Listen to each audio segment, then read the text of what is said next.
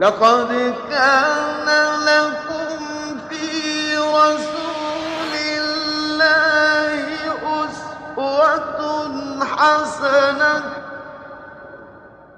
اعوذ باللہ من الشیطان الرجیم بسم اللہ الرحمن الرحیم اللہم صلی علی محمد وعلی آل محمد کما صلیت علی ابراہیم وعلی آل ابراہیم انکا حمید مجید اللہم بارک علی محمد وعلی آل محمد کما بارکت علی ابراہیم وعلی آل ابراہیم انکا حمید مجید۔ السلام علیکم عزیز ناظرین، آج ہماری کلاس نمبر 10 کا آغاز ہو رہا ہے۔ اس کا موضوع ہے باب الوصیت بالنساء، عورتوں کے ساتھ بھلائی کرنے کی وصیت کا بیان۔ قال اللہ تعالی وعاشروہن بالمعروف، اور عورتوں کے ساتھ مل جل کر اچھی طرح رہو۔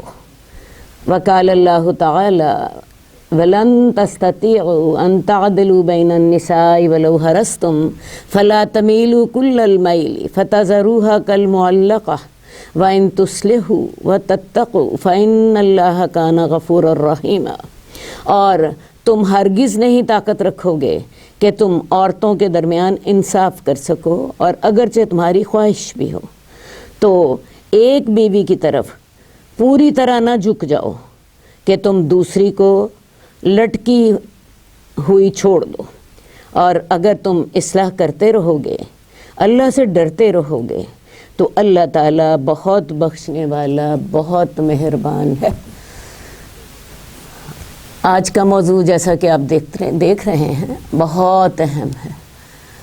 یہ ہر انسان کا مسئلہ ہے، ہر گھر کا مسئلہ ہے۔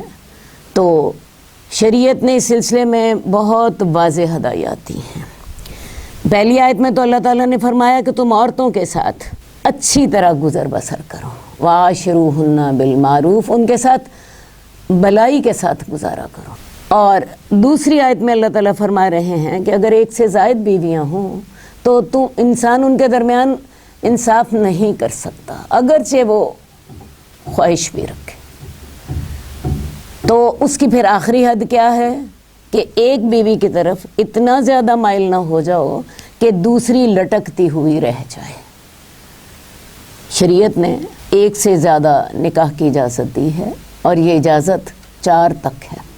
اس صورت میں شریعت نے سختی سے عدل کا حکم دیا، لیکن عدل انسان بعض اوقات خواہش کے باوجود بھی نہیں کر سکتا، کیونکہ بیویوں کے درمیان جو عدل ہے اس میں ایک انسان انوالو نہیں ہے۔ ہو سکتا ہے ایک بیوی خوبصورت ہو، دوسری کم خوبصورت ہو سکتا ہے ایک بیوی کی اولاد ہو، دوسری کی نہ ہو سکتا ہے ایک بیوی کا مزاج خامن کے مزاج کے قریب تر ہو، دوسری کا ڈیفرنٹ ہو، ایک بیوی صحت مند ہو، دوسری بیمار ہو۔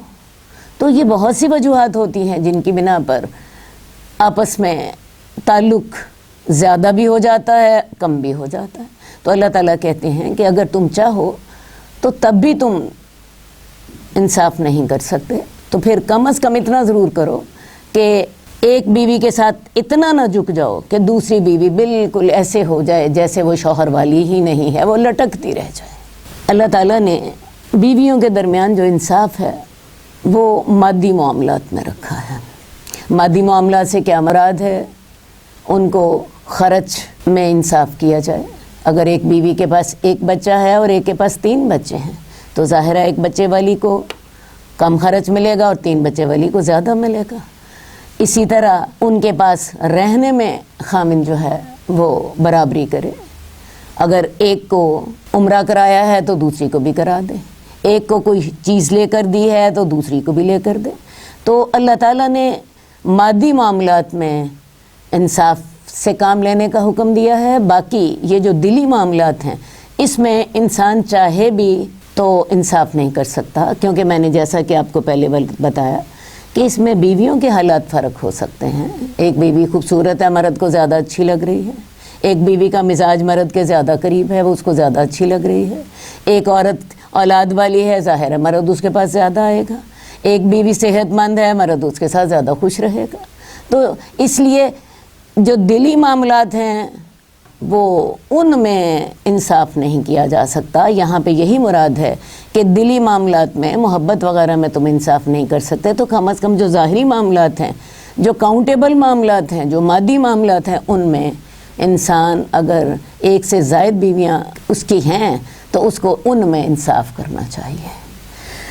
آگے اللہ تعالیٰ فرما رہے ہیں کہ اگر تم مرد اصلاح کرنے کی کوشش کرتے رہو گے، اللہ سے ڈرتے رہو گے، تو اللہ تعالیٰ بخشنے والا مہربان ہے. رسول اللہ صلی اللہ علیہ وسلم کی ایک سے زیادہ ازواج تھیں، اور ہمیں یہ علم ہے کہ اللہ کے رسول صلی اللہ علیہ وآلہ وسلم کو حضرت عائشہ سے زیادہ محبت تھی، اور یہ ایسی محبت تھی جس کا ازواج کا بھی علم تھا، جس کا صحابہ کو بھی علم تھا. صحابہ ان دنوں میں رسول اللہ صلی اللہ علیہ وسلم کو تحائف زیادہ بھیجتے جس دن حضرت عائشہ کی باری ہوتی، کیونکہ انہیں پتہ ہوتا تھا کہ آج اللہ کے رسول صلی اللہ علیہ وآلہ وسلم زیادہ خوش ہوں گے. تو یہ ایسی چیزیں ہیں کہ جن کا انسان کی کوشش کے باوجود بھی کنٹرول نہیں ہو سکتا. تو اللہ کے رسول اللہ سے کہا کرتے تھے، اللہم ھذا قسمی، اللہ یہ میری تقسیم ہے، فیما املک، جس میں میں اختیار رکھتا ہوں. یعنی آپ نے ان کی باریاں مقرر کر رکھی تھی، ان کا وقت مقرر کر رکھا تھا، تو یہ میری تقسیم ہے جس میں میرا اختیار ہے. فلا تلمنی فیما تملک، تو اللہ مجھے اس میں ملامت نہ کرنا جس میں میرا اختیار نہیں ہے اور جس میں تیرا اختیار ہے. یعنی حضرت عائشہ سے محبت کے بارے میں اللہ کے رسول صلی اللہ علیہ وآلہ وسلم اللہ سے یہ دعا کیا کرتے تھے. تو باقی میں نے آپ کو جیسے کہ بتایا کہ یہ ایک سے زائد ازواج کے بارے میں ہے. ایک بیوی ہو تو ظاہر ہے خامن کی ساری محبتیں اسی کے لیے ہی ہوتی ہیں. بہرحال آگے چلتے ہیں. حدیث نمبر 275. حضرت ابو ہریرہ سے روایت ہے کہ رسول اللہ صلی اللہ علیہ وسلم نے فرمایا، عورتوں کے ساتھ اچھا سلوک کیا کرو، کیونکہ عورت کی تخلیق پسلی سے ہوئی ہے، اور پسلی میں سے سب سے زیادہ ٹیڑھا حصہ اس کا اوپر کا حصہ ہے. اگر تو اسے سیدھا کرنے لگے گا تو تو اسے توڑ بیٹھے گا، اور اگر تو اسے چھوڑے گا تو تب بھی وہ ٹیڑھی ہی رہے گی. پس تم عورتوں کا خیال رکھا کرو. اور صحیح ہے نہیں کہ ایک روایت میں اس طرح ہے، عورت پسلی کی طرح ہے، اگر تو اسے سیدھا کرے گا تو توڑ دے گا، اور اس کا توڑنا اس کو طلاق دینا ہے. اصل بات یہ ہے کہ عورتیں پسلی سے پیدا ہوئی ہیں. ہمیں پتہ چلتا ہے کہ اللہ تعالیٰ نے جب حضرت آدم کو جنت میں رکھا، حضرت آدم اکیلے تھے، ان کا دل نہیں لگتا تھا، تو اللہ تعالیٰ نے ان کے لیے ساتھی کے طور پہ حضرت حوا کو پیدا کیا، اور حضرت حوا کو اللہ تعالیٰ نے حضرت آدم ہی سے پیدا کیا. تو عورت پسلی سے پیدا ہوئی ہے، اور پسلیاں آپ کو پتہ ٹیڑھی ہوتی ہیں، اور سب سے اوپر والی پسلی سب سے زیادہ ٹیڑھی ہوتی ہے. تو عورت جو ہے وہ ٹیڑھی ہوتی ہے. اب عورت کے ٹیڑھے ہونے سے کیا مراد ہے؟ عورت جذباتی ہوتی ہے. وہ مردوں کی طرح، جیسے مرد ایک دو ٹوک فیصلہ کر لیتے ہیں، عورتیں ایسی نہیں ہوتی. جذبات ان کی زندگی کا پورا حصہ ہوتے ہیں. مردوں کی زندگی میں جذبات ایک حصہ ہیں، لیکن عورت کی زندگی ساری کی ساری جذبات ہی پر کے گرد گھومتی ہے. یہی اس کا ٹیڑھ پن ہے. تو ان کے ساتھ اچھا سلوک کیا کرو، ان کے بارے میں میری وصیت قبول کرو. عورت فطری طور پر مرد سے کمزور بھی ہے اور جذباتی بھی ہے، اس لیے زیادہ عقل اور زیادہ قوت رکھنے والے مرد کو تحمل اور عفو درگزر سے کام لیتے ہوئے حسن سلوک کا ہی اہتمام کرنا چاہیے.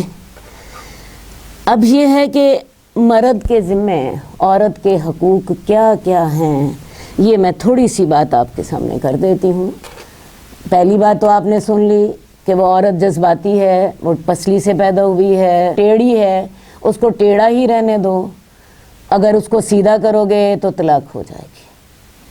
تو لہٰذا ان کی یہ جو جذباتی پن ہے تمہیں برداشت کرنا ہے. تو یہ تو ایک موٹی سی آپ نے یہاں پہ ہدایت پڑھ لی.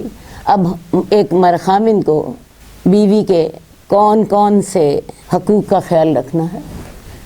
سب سے پہلی بات یہ ہے کہ خامن کو چاہیے کہ بیوی پر اپنی حلال کمائی سے خرچ کرے، کیونکہ الرجال قوامون علی النساء میں بھی اللہ تعالیٰ نے بتایا کہ بابی ما انفقوا من اموالہم، وہ اپنا مال خرچ کرتے ہیں۔ مرد گھر بناتا ہے، مرد گھر کا خرچہ اٹھاتا ہے، مرد تحفظ دیتا ہے، تو یہ سب سے پہلی ذمہ داری ہے مرد کی کہ وہ اپنی بیوی پر اپنی حلال کمائی خرچ کرے، اس کو تحفظ دے، اس کی عزت کا محافظ ہو۔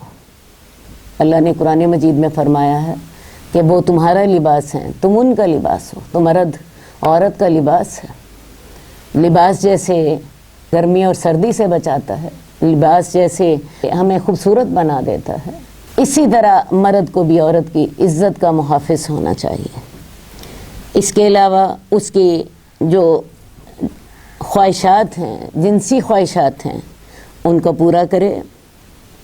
اور سب سے بڑا جو عورت کا حق ہے وہ ہے وَعَاشِرُوهُنَّ بِالْمَعْرُوفِ، جس کا ذکر یہاں پہ کیا گیا ہے کہ ان کے ساتھ بلائی کے ساتھ گزارا کرو۔ ایسا نہ ہو کہ ہر وقت ڈانٹ ڈپٹ اور مزاج خراب ہی انسان کا رہے، ان کے ساتھ اچھی طرح سے گزارا کرو۔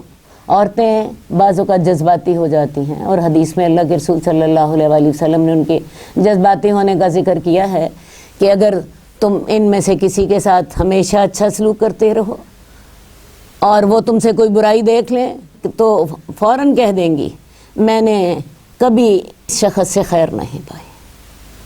تو یہ عورت کی فطرت ہے، وہ جذباتی ہو کے ساری پچھلی جو نیکیاں کی ہوتی ہیں وہ اس وقت بھول جاتی ہے، اسے فوری طور پر فوری جو حالات ہوتے ہیں وہی سامنے نظر آ رہے ہوتے ہیں۔ تو اس کے باوجود، اس ٹیڑھ کے باوجود عورتوں کے ساتھ اچھا سلوک کرو۔ سمجھ لو یہ ان کی کمزوری ہے، سمجھ لو یہ ان کی خرابی ہے۔ اگر تم سیدھا کرنے لگو گے تو توڑ بیٹھو گے، اور ان کا توڑنا طلاق ہے۔ اب اللہ کے رسول صلی اللہ علیہ وسلم اپنی ازواج کے ساتھ کیسے رہتے تھے، یہ بہت لمبا ٹاپک ہے، میں صرف ایک دو پوائنٹ آپ کو دیتی چلی جاؤں گی، اشارہ صرف کرتی جاؤں گی۔ رسول اللہ صلی اللہ علیہ وسلم اپنی ازواج کے آنسو پوچھتے، وہ رو رہی ہوتی تو ان کے آنسو بھی پوچھتے، وہ اگر آپ سے کوئی شکایت کر رہی ہوتی تو ان کو تسلیاں بھی دیتے۔ حضرت صفیہ کو کسی نے کہہ دیا کہ تم یہودی ہو، تو اللہ کے رسول نے انہیں کہا تم نے انہیں یہ کیوں نہیں کہا کہ حضرت موسیٰ میرے چچا، ہارون میرے بھائی، اور محمد صلی اللہ علیہ وسلم میرے شوہر ہیں، تو تم نے انہیں یہ جواب دینا تھا۔ تو رسول اللہ صلی اللہ علیہ وآلہ وسلم ازواج کے آنسو بھی پوچھ لیتے تھے، ان کی ایسی باتیں سن کے ان کو تسلیاں بھی دے دیتے تھے۔ اس کے علاوہ حضرت عائشہ کو کھیل بھی دکھاتے تھے، پتہ تھا کہ حضرت عائشہ کی عمر ایسی ہے کہ اس عمر میں انسان کو کھیل اچھے لگتے ہیں۔ حضرت عائشہ کو مسجد نبوی میں حبشی کوئی جنگی کھیل کھیل رہے تھے، اللہ کے رسول صلی اللہ علیہ وسلم نے کافی دیر کھڑے ہو کے خود دکھایا۔ اس کے علاوہ حضرت عائشہ کو کہا کرتے تھے کہ میں جان جاتا ہوں کہ تم میرے سے کب ناراض ہوتی ہو اور کب تم میرے سے راضی ہوتی ہو۔ جب تم ناراض ہوتی ہو تو تم کہتی ہو ابراہیم کے رب کی قسم، اور جب تم راضی ہوتی ہو تو کہتی ہو محمد کے رب کی قسم۔ اتنی باریکیوں پر بھی آپ غور کر لیتے تھے ازواج کے لیے۔ حالانکہ حضرت عائشہ کی جب رخصتی ہوئی ہے تو یہ بڑا ہی کروشل وقت تھا۔ حضرت عائشہ کی رخصتی بڑے مشکل حالات میں ہوئی ہے، نئی نئی ہجرت ہوئی ہے اور غزوات ہو رہے ہیں، ہر دم رسول اللہ صلی اللہ علیہ وسلم کے ساتھ بڑی ٹینشن کے معاملات ہیں، لیکن ازواج کے ساتھ یہ معاملات بھی آپ کے پیش آ رہے ہیں۔ حضرت عائشہ کے ساتھ دوڑ بھی لگا لیتے تھے۔ حضرت عائشہ سے پوچھا گیا کہ رسول اللہ صلی اللہ علیہ وسلم گھر میں کیا کرتے تھے، تو حضرت عائشہ کہتی ہیں کان فی محنت اہلہ، اپنے گھر والوں کے کام کر دیا کرتے، انہیں سہولت پہنچانے کی کوشش کرتے۔ اب یہاں پہ ہمارے ہاں برِ صغیر پاک و ہند میں مرد اس کو اپنی شان کے خلاف سمجھتا ہے کہ میں گھر کے کام کروں۔ اللہ کے رسول گھر میں جھاڑو دے لیتے، اللہ کے رسول صلی اللہ علیہ وآلہ وسلم اپنے کپڑے سی لیتے، اپنا جوتی گھڑ لیتے۔ اس کا مطلب یہ نہیں ہے کہ یہ ذمہ داریاں مرد کی ہیں، لیکن اللہ کے رسول صلی اللہ علیہ وآلہ وسلم اس میں اپنی بے عزتی نہ سمجھتے۔ حالانکہ گھر میں 9 ازواج ہیں، گھر میں خادم بھی ہیں، اس کے باوجود بھی رسول اللہ صلی اللہ علیہ وسلم اپنے گھر والوں کو آسانی پہنچانے کی کوشش کرتے۔ حضرت خدیجہ کی سہیلیوں سے حسن سلوک کرتے، حضرت خدیجہ کی وفات کے بعد بھی، اور ان کا اتنا ذکر خیر کرتے کہ بعض اوقات حضرت عائشہ کو برا لگ جاتا۔ تو یہ رسول اللہ صلی اللہ علیہ وسلم کا اپنی ازواج کے ساتھ طریقہ ہوتا تھا۔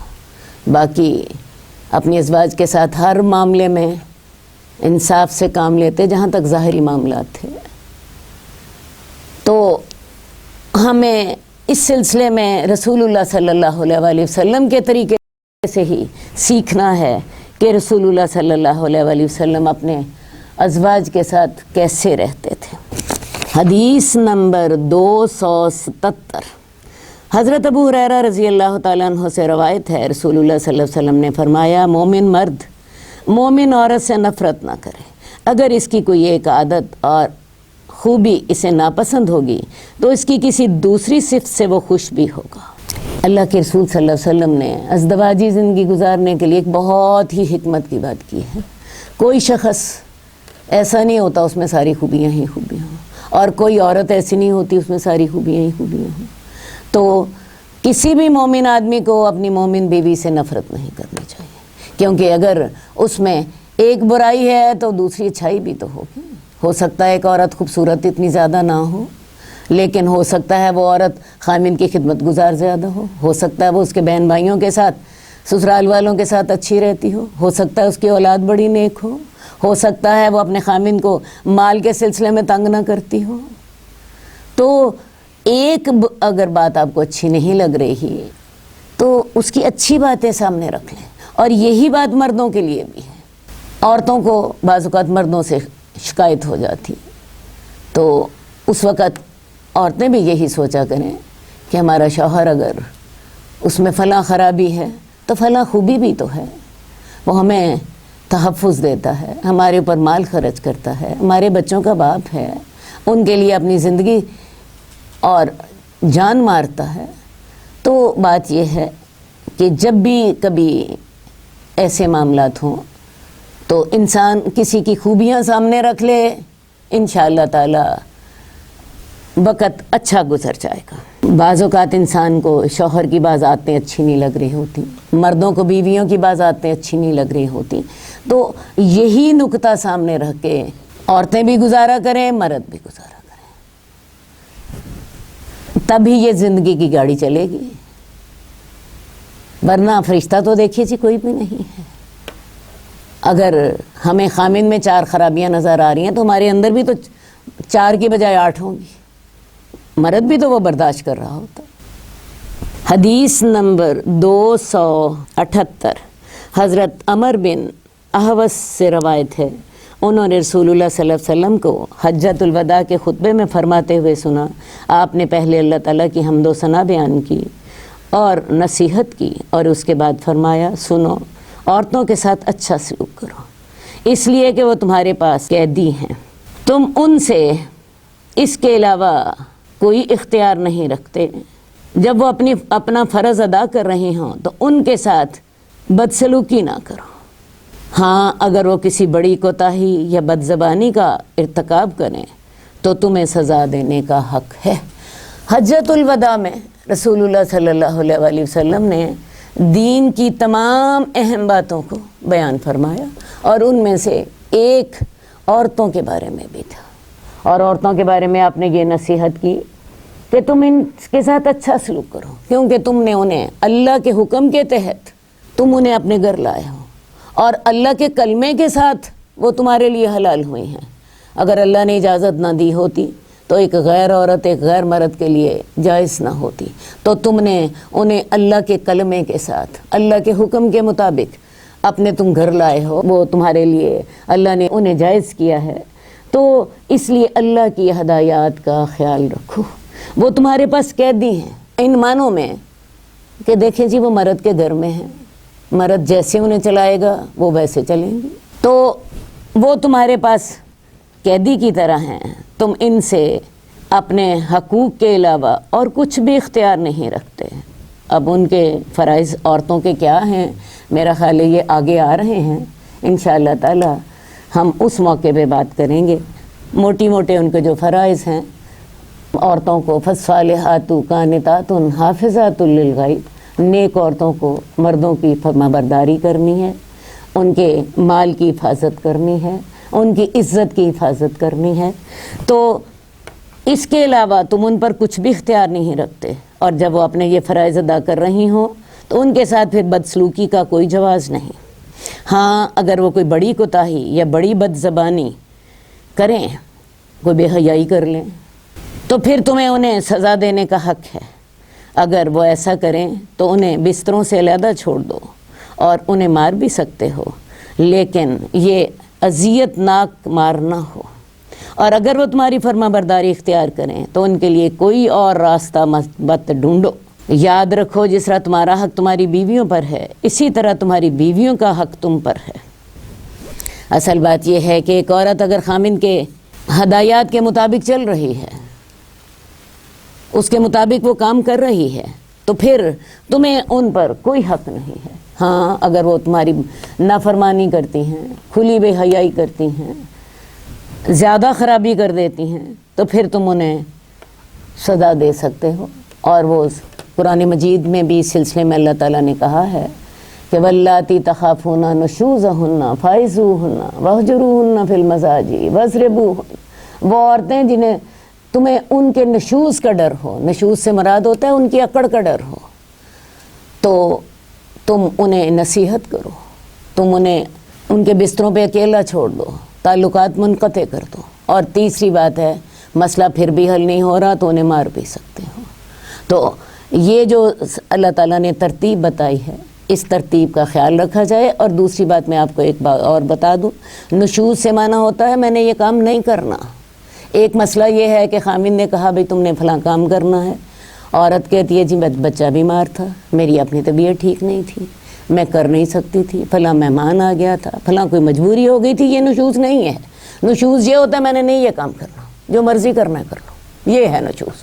تو نشوز کے سلسلے میں شریعت نے اجازت دی ہے کہ گھر کی گاڑی نہیں چل رہی ہے تو اس گاڑی کو چلانے کے لیے پہلے نصیحت کرو، انہیں پھر بستروں پہ علیحدہ چھوڑ دو، پھر ان کو تم سزا بھی دے سکتے ہو، لیکن اس سزا کا مقصد اپنے غصے نکالنا نہیں ہونا چاہیے۔ اس سزا کا مقصد اصلاح ہے، اور اگر وہ تمہاری بات مان لیں تو پھر کیا کرو، پھر ان کے لیے اور راستہ نہ ڈھونڈو۔ ایسا نہ کرو خرچہ بند کر دو، تمہارا میکے جانا بند، تمہارے جی گھر فلاں نہیں آئے گا۔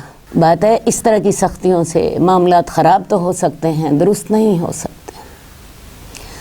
اور یہ بھی یاد رکھو کہ جتنا تمہیں بیویوں پر حق ہے، اللہ تعالیٰ کو اس سے زیادہ تم پر حق ہے۔ اللہ تعالیٰ اس سے زیادہ قادر ہے کہ تمہیں سزا دے دے۔ جس طرح تمہارا حق بیویوں پر ہے، اس طرح تمہاری بیویوں کا بھی تم پر حق ہے۔ تمہارا حق ان پر یہ ہے کہ تمہارے بستر ایسے لوگوں کو نہ روندنے دیں جنہیں تم ناپسند کرتے ہو، اور ایسے لوگوں کو گھر میں آنے کی اجازت نہ دیں جسے تم اچھا نہیں سمجھتے۔ سنو، اور ان کا حق تم پر یہ ہے کہ تم ان کے ساتھ ان کے لباس اور خوراک میں اچھا سلوک کرو، یعنی طاقت کے مطابق یہ چیزیں اچھی طرح مہیا کرو۔ تو یہ ساری ہدایات جو ہیں رسول اللہ صلی اللہ علیہ وآلہ وسلم بار بار دیتے رہے، بلکہ آپ کی زندگی کی جو آخری وصیتیں ہیں ان میں بھی یہی تھا، عورتوں کے بارے میں اچھے سلوک کی وصیت قبول کرو۔ حدیث نمبر 280، حضرت ابو ہریرہ سے روایت ہے کہ رسول اللہ صلی اللہ علیہ وسلم نے فرمایا تم میں سے کامل ترین مومن وہ ہے جو اخلاق میں سب سے اچھا ہے، اور تم میں سب سے بہتر وہ ہے جو اپنی عورتوں کے حق میں بہتر ہے۔ اللہ تعالیٰ نے عورتوں کے ساتھ اچھا سلوک کرنے والوں کو بہترین مرد قرار دیا، اور اس کا تعلق ایمان کے ساتھ جوڑا ہے۔ جس کا ایمان اچھا ہوگا وہ اپنی بیوی کے حق میں بہتر ہوگا، اور جو اپنی بیوی کے حق میں بہتر نہیں ہے اس کا مطلب ہے اس کے ایمان میں پھر نقص ہے، اس کے ایمان میں کمزوری ہے، اس کا ایمان کامل نہیں ہے۔ تو لہٰذا اس کا تعلق رسول اللہ صلی اللہ علیہ وسلم نے ایمان کے ساتھ جوڑا۔ خیرکم خیرکم لأہلہ، تم میں سے بہترین آدمی کون سا ہے؟ جو اپنی بیوی کے لیے بہترین ہے۔ وأنا خیرکم لأہلی، اور میں تم سب سے زیادہ اپنی بیویوں کے لیے بہتر ہوں۔ تو یہ دیکھ لیجئے مردوں کے بہترین ہونے کا معیار کیا اللہ تعالیٰ نے رکھا کہ وہ اپنی بیویوں کے لیے بہتر ہو، اور عورتوں کے لیے معیار کیا رکھا کہ جس کا خاوند اس سے راضی ہو، وہ نماز پڑھتی ہو، وہ روزے رکھتی ہو، وہ اپنی عزت کی حفاظت کرتی ہو، اور اس کا خاوند اس سے خوش ہو تو جنت کے 8 دروازے اس کے لیے کھلے۔ حدیث میں بالکل واضح ہے، من صلت خمسہا وسامت شہرہا، جو اپنی 5 نمازیں پڑھ لیتی ہے، جو اپنے رمضان کے روزے رکھ لیتی ہے، وحافظت فرجہا، اپنی عزت کی حفاظت کر لیتی ہے، وَرَاتْ بالہا، اپنے خامن کی فرما برداری کر لیتی ہے، جنت کے 8 دروازے اس کے لیے کھلے ہوتے ہیں۔ تو یہ باتیں دیکھ لیجئے، وہ مرد بہترین ہے جو اپنی بیوی کے لیے بہترین ہے، اور وہ عورت جو اپنی 5 نمازیں پڑھے، رمضان کے روزے رکھے، عزت کی حفاظت کرے، خامند خوش ہو، جنت کے 8 دروازے اس کو بلاتے ہیں کہ آؤ میرے سے جنت میں داخل ہو جاؤ۔ حدیث نمبر 281، حضرت ایاس بن عبداللہ بن ابی ذباب رضی اللہ تعالیٰ عنہ سے روایت ہے، رسول اللہ صلی اللہ علیہ وسلم نے فرمایا، تم اللہ کی بندیوں کو مت مارو۔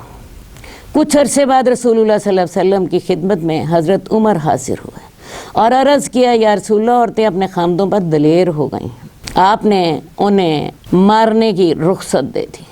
رسول اللہ صلی اللہ علیہ وسلم کی ازواج مطہرات کے پاس اب کثرت سے عورتیں آنے لگیں جو اپنے خامدوں کی شکایت کرتی تھیں، چنانچہ رسول اللہ صلی اللہ علیہ وسلم نے فرمایا کہ محمد صلی اللہ علیہ وسلم کے گھر والوں کے پاس بہت سی عورتوں نے ہجوم کیا ہے جو اپنے خامدوں کی شکایت کرتی ہیں، یاد رکھو ایسے کرنے والے لوگ تم میں سے بہتر نہیں ہیں۔ بات آپ کو سمجھ آ گئی ہوگی میرا خیال ہے، حدیث سے ہی رسول اللہ صلی اللہ علیہ وسلم نے اپنے ازواج کو کبھی نہیں مارا، بلکہ آپ نے تو اپنے کسی غلام کو بھی نہیں مارا، نہ کبھی برا بھلا کہا، حالانکہ آپ کی 9 ازواج تھی، آپ جب فوت ہوئے ہیں 9 ازواج موجود تھی۔ تو رسول اللہ صلی اللہ علیہ وسلم کا اپنا طرز عمل تو میں نے آپ کو بتا دیا۔ آپ نے ایک دفعہ حکم دے دیا کہ مرد عورتوں کو نہ مارا کریں، ظاہر ہے مردوں نے مارنا بند کر دیا۔ حضرت عمر رسول اللہ صلی اللہ علیہ وسلم کے پاس آئے، کہنے لگے یا رسول اللہ، عورتیں بڑی دلیر ہو گئی ہیں، بڑی آکڑ گئی ہیں، معاملے چل نہیں رہے۔ رسول اللہ صلی اللہ علیہ وسلم نے پھر مارنے کی اجازت دے دی۔ ہوا کیا کہ خواتین بہت ساری آئیں رسول اللہ صلی اللہ علیہ وسلم کے ازواج کے پاس کہ خاندوں نے مارا ہے، شکایت لے کر آئیں۔ تو پھر اس وقت رسول اللہ صلی اللہ علیہ وسلم نے فرمایا کہ یہ جو مارنے والے لوگ ہیں یہ اچھے لوگ نہیں ہیں۔ اجازت اللہ نے دی ہے مارنے کی، ایک مسئلہ حل کرنے کے لیے، لیکن اس کو پسند نہیں فرمایا۔ اس کے بغیر گزارا بعض وقت نہیں ہوتا، تو اجازت ہے، لیکن اگر کوئی اس سے بچ سکے تو زیادہ بہتر ہے۔ رسول اللہ صلی اللہ علیہ وسلم کا عمل بھی، اپنا عمل بھی یہی ہے اور آپ کا فرمان بھی یہی ہے کہ تم میں سے جو مارنے والے لوگ ہیں وہ بہتر نہیں۔ کوشش یہی کی جائے کہ اس کے بغیر ہی گزارا چل جائے، لیکن اگر مرد مارے تو پھر اس کو، میں نے آپ کو بتایا کہ اس کے لیے بھی شریعت نے کچھ پابندیاں لگا دی ہیں، غصہ نکالنے کے لیے نہیں مارنا، اصلاح کے لیے مارنا۔ دوسری بات یہ ہے، اگر وہ مارے تو ایسا نہیں ہونا چاہیے کہ اس کا نشان پڑ جائے۔ اور تیسری بات یہ ہے کہ چہرے پر نہیں مارنا، کیونکہ چہرہ جو ہے یہ بہت سے اس پہ نازک اعضاء ہوتے ہیں، ویسے بھی انسان کی یہ عزت اور شرف کا مقام ہے، تو چہرے پر نہیں مارنا۔ اس کے علاوہ جو مرد بیویوں پر ہر وقت لعنتیں بیچتے رہتے ہیں، گھر سے نکالنے کی دھمکی دیتے رہتے ہیں، یا ہر وقت گالیاں بکتے رہتے ہیں، تانے دیتے رہتے ہیں، اور اسے اولاد یا دوسرے رشتہ داروں کے سامنے ذلیل کرتے رہتے ہیں، یہ تمام طریقے غلط اور تہذیب و شرافت سے دور ہیں۔ حدیث نمبر 282، حضرت عبداللہ بن عمر بن عاص سے روایت ہے، رسول اللہ صلی اللہ علیہ وسلم نے فرمایا، دنیا متاع ہے اور دنیا کی بہترین متاع نیک عورت ہے۔ یہ ہے اسلام کا حسن۔ عیسائیت نے کہا تھا، عورت تیرا نام گناہ ہے، عورت تیرا نام گناہ ہے۔ حضرت حوا کا نام ایو ہے، اور ایول کس کو کہتے ہیں؟ شیطان کو، برائی کو۔ اور بائبل میں یہ موجود ہے کہ حضرت حوا نے چونکہ جنت کا پھل کھایا تھا، شیطان کی بات مانی تھی، اس لیے سزا کے طور پر انہیں درد ذہ کی تکلیف دی گئی۔ ہر عورت کو یہ تکلیف گناہ کی سزا کے طور پر ہوتی ہے۔ ہماری شریعت نے کوئی بات نہیں کی، ہماری شریعت نے عورت کو رحمت قرار دیا، بیٹی کو رحمت قرار دیا، بیٹی کو جنت میں جانے کا سبب قرار دیا، بیٹی کو دوزخ سے بچانے والی آڑ قرار دیا، جنت میں رسول اللہ صلی اللہ علیہ وسلم کا ساتھ ہونے کا موجب قرار دیا بیٹی کو۔ اور بیوی کو کیا کہا کہ دنیا کی بہترین جو متاع ہے، دنیا کی بہترین جو خوبصورتی ہے، ساز و سامان ہے، نیک عورت ہے۔ دنیا کی بہترین چیز کون سی ہے؟ نیک عورت ہے۔ اب اس حدیث سے آپ کو ایک اور بات کا بھی پتہ چلا، ایک تو یہ پتہ چلا کہ اسلام کا عورتوں کے بارے میں کیا نظریہ ہے، دوسری بات یہ ہے کہ جب نکاح کیا جائے تو صرف حسن و جمال، مال، حسب نسب کا خیال نہ رکھا جائے۔ دوبارہ اپنے لفظ دہرا دیتی ہوں، صرف حسن و جمال، حسب نسب یا مال کا خیال نہ رکھا جائے، بلکہ دینداری کا خیال رکھا جائے، کیونکہ رسول اللہ صلی اللہ علیہ وسلم نے فرمایا وَخَيْرُ مَتَاعِهَا الْمَرْأَةُ الصَّالِحَةُ، دنیا کی بہترین متاع جو ہے وہ نیک عورت ہے۔ تو لہٰذا نکاح میں نیک عورت سے شادی کی جائے، اسے ترجیح دی جائے، بجائے خوبصورتی کے، بجائے مال و دولت کے، بجائے حسب و نسب کے۔ کس کو ترجیح دینی ہے؟ دینداری کو ترجیح دی جائے۔ تو یہ دیندار عورت دنیا کی سب سے بہترین متاع ہے، دنیا کا سب سے بہترین مال یا دنیا کی سب سے بہترین خوبصورتی کون سی چیز ہے؟ نیک عورت۔ نیک عورت دین و دنیا کی سعادت کا باعث ہوگی، وہ دنیا میں بھی باعث سعادت ہوگی اور آخرت میں بھی باعث سعادت ہوگی۔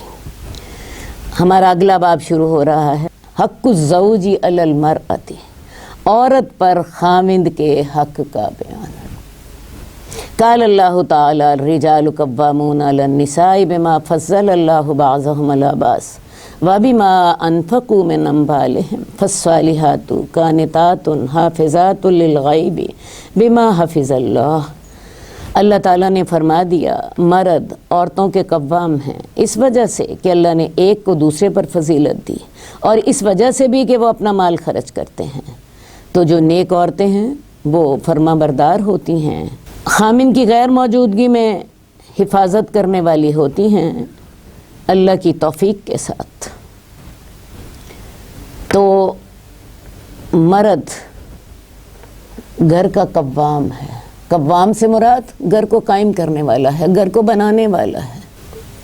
آپ کو پتہ ہے نئے گھر کی ابتدا کس کے ساتھ ہوتی ہے؟ مرد کے ساتھ ہوتی ہے۔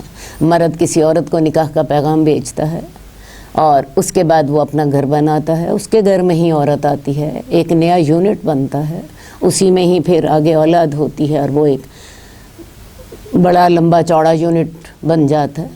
تو مرد گھر کے قائم ہونے کا باعث ہے، وہ قوام ہے گھر کا، گھر کے قائم کرنے والا ہے، گھر بنانے والا ہے۔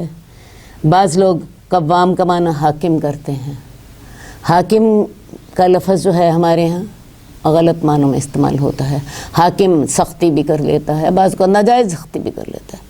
قوام سے مراد قائم کرنے والا، وہ گھر بناتا ہے اور پھر گھر کو چلاتا بھی ہے، اس پہ اپنا مال بھی خرچ کرتا ہے، اپنی صلاحیتیں بھی لگاتا ہے، اس گھر کا ایک رخ متعین کرتا ہے۔